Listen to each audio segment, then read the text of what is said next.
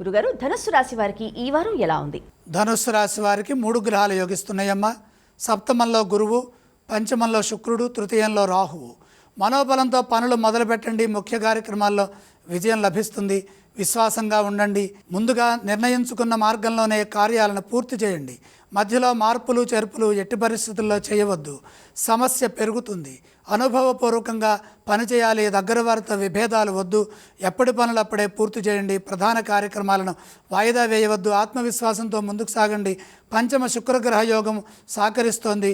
కృషిని బట్టి ధనయోగం సిద్ధిస్తుంది. అవసరాలకు ధనం అందుతుంది. రుణ సమస్యలకు అవకాశం కల్పించకుండా వచ్చిన ధనాన్ని లేదా మన దగ్గర నిల్వ ఉన్న ధనాన్ని జాగ్రత్తగా పొదుపుగా వాడుకోవాలి. చంచల నిర్ణయాల వల్ల ఇబ్బందులు ఎదురుకాకుండా జాగ్రత్తలు తీసుకోండి. స్పష్టంగా మాట్లాడాలి. సాంకేతిక లోపం ఏర్పడకుండా చూసుకోవాలి. అవగాహన సామర్థ్యంతో మీ కర్తవ్యాలను మీరు పూర్తి చేస్తే ఎటువంటి ఇబ్బందులు ఏర్పడవు. నిరంతర సాధన విజయానికి సంకేతం. మీ ధైర్యం మిమ్మల్ని ముందుకు నడిపిస్తుంది. సహనంతో వ్యవహరించండి. శాంతంగా మాట్లాడండి. వ్యాపారంలో కూడా శ్రద్ధ పెంచండి. వారాంతంలో శుభం జరుగుతుంది. ధనుస్సు రాశి వారు ఏ స్తోత్రాలను పఠించాలంటారు? ధనుస్సు రాశి వారు శివధ్యానం చేయడం మంచిది. ధనుస్సు రాశి వారు ఏ ఆలయాన్ని సందర్శిస్తే వారికి శుభ ఫలితాలు కలుగుతాయి? శివ దర్శనం మేలు చేస్తుంది. వారు ఎటువంటి దానాలు చేయాలి? చంద్రప్రీతిగా బియ్యం దానం చేయండి.